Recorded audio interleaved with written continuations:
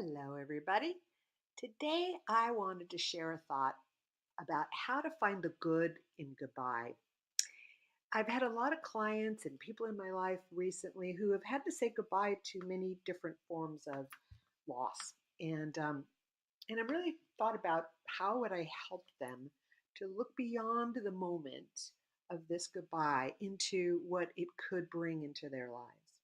So I started with looking up the word goodbye, and I found that it originated in the 1500s, and it's a contraction of God be with you. I don't know if you knew that, but I didn't know that. And yet, it kind of makes sense. Back in those days, goodbyes could mean you'd never see that person again. Some of them had to travel long distances or went off to do battle or to explore new territories. And one would send their loved one off with a blessing, right? God be with you. But today, instead of God be with you, we say goodbye. And I know that we say it almost every day. Most times it's relatively easy. We say goodbye to a loved one as they go off to work, or a friend after coffee, or on the phone after a conversation, right? Those goodbyes are almost habitual. We rarely feel anything as we say those words. But when goodbye is forever, as in the death of a loved one, or for long periods of time with the possibility that it might be the last time, as in a soldier going off to war, our goodbyes are heartfelt and many times full of grief. Sometimes goodbyes are said begrudgingly, like to a partner when we're getting a divorce, or an unexpected job change, or a move to a new community. And with these goodbyes, there's also grief. And then there's some goodbyes we don't even recognize as goodbyes, like when we when we have to give up on a dream that we held that never came true, or when we realize something we want but we can't afford, or the ending of a time period in our lives, like saying goodbye to our childhood, becoming adults, or the changing of our bodies as we age and recognizing the new normal, right? And again, there's grief. So, what is grief? Well, I think pretty much everyone knows today that grief is comprised of 5 stages that we all go through when we say goodbye, because with every goodbye, there's always a loss of some kind. The 5 stages are denial, anger, bargaining, depression, and acceptance. But it's important to know that we don't necessarily experience these stages in order, or that once you've been through one stage that you won't revisit it, because you might. The truth is we cycle and recycle through these stages as we eventually get to acceptance. And even then, we may recycle through acceptance as many times as we have to, because there's many aspects of the loss that we need to learn to accept. But what comes after acceptance? See, that's the part that I think's missing. Very few people talk about it.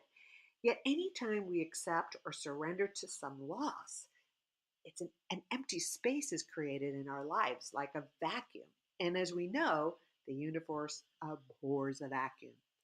And so we will either fill it consciously or unconsciously with something new. It might be some new hobby, it might be a new dream, it might be a new person or a new idea. It's the natural way of life, and it is what inevitably, I think, moves us forward past the loss and into a greater experience of ourselves. It's an opportunity for us to expand and grow. And I believe that this filling of the vacuum is actually the 6th stage of grief. I call it the renewal stage. It's when we get to renew ourselves, our dreams, our relationships, our work, anything that we choose for our greater good. Here's the question: is it conscious or unconscious? It's not if something new shows up, because it always will.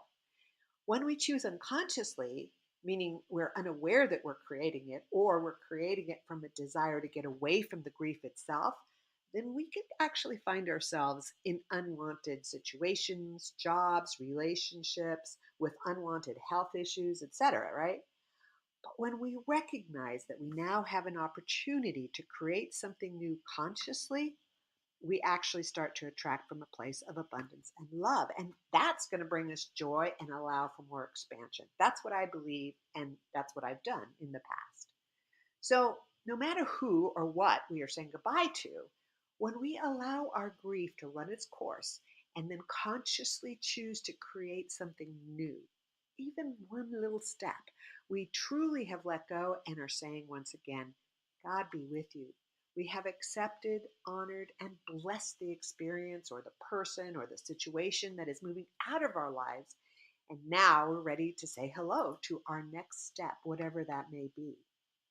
We have entered the time of renewal, and it's a time of opportunity. We can look at it that way, or we can stay stuck in the vacuum and just allow things to fall into place, hoping they're going to be what we want. This time of renewal, that's how we find the good in goodbye. We become conscious of the choices that we're making after we have come to accept whatever this loss and change is in our lives. We will then have the opportunity to create something really awesome. So I hope you find this helpful, and perhaps you're willing to be able to look at goodbyes with less angst and more peace. Remember, God be with you no matter the circumstance is what you truly are saying when you say goodbye. Till next time, as always, live easy and be kind to yourself.